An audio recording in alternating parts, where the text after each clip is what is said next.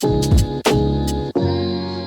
for watching. I'm Mike Ortolano, editor at Esperlux, your home of independent watchmaking. We're here at Geneva Watch Days 2025 in URWERK HQ with Martin Frei, co-founder of URWERK, and we are checking out their novelty for the show, the UR-150 Blue Scorpion. Let's talk a little bit about this watch. It's kind of a fusion of the UR-100s and UR-200s from a design perspective. I'd love to hear kind of your thoughts about what working through it was like. Absolutely. So we started with the UR-100 a moment ago, and it's kind of like a new take on the case and how how the mechanism is kept. We had with the UR-100 this plate, and here this plate, this frame, is actually bent into a sphere. So for the case, it's the same basic shape, but it's really, if you just bend it on a sphere, like that's what it does to it. So that has, of course, the effect that here, this shape here is rounded.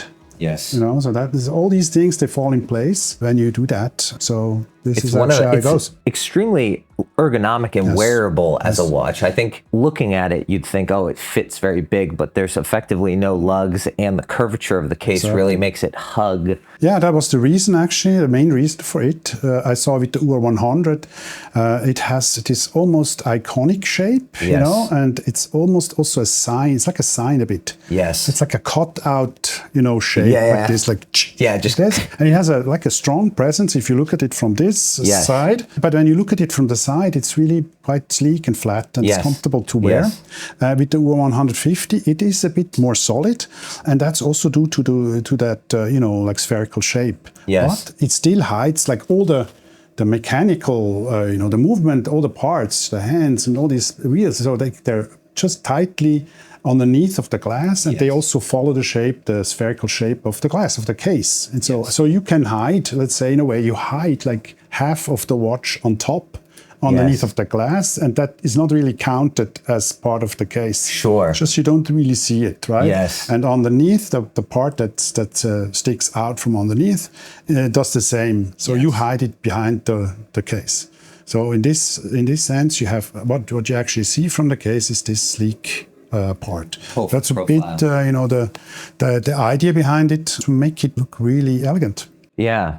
It's very interesting because it's an ambitious project. The flyback is massive compared to other ones. And was that kind of like, that was the evolutionary step for this series, to bring it to kind of an extreme There's more motion, you see? There's more motion in it. When you have a moment, let's say, the sting of the scorpion, you have a few things happening. Normally, our time indication is very slow. So not a lot happening. It's actually slower than a regular time indication because the hour needs a shorter distance. Yes. And in this sense, you don't see much. Here, though, we changed with the UR-150, we changed the path of the hand a bit. Yes. So it's opened. Something we realized, we can actually give the indexes more space, no problem. Sure. And also the path, the way the hand has to fly back to catch up is longer. And that is just a cool moment when you see the hand flying back and you have the satellites at the very same time actually spinning. Yes. So there's a moment of like a whirlwind actually unfolding, and a bit of a disturbance of the continuum, you could say,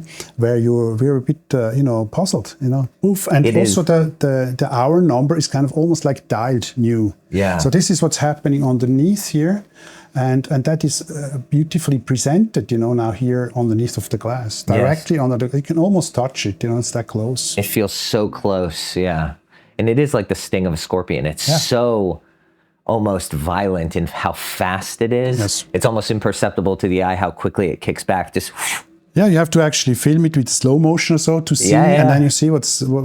There's a lot happening at the moment, but when it happens at the moment, it's almost like a blur. It's like a controlled storm, as we call it. Amazing.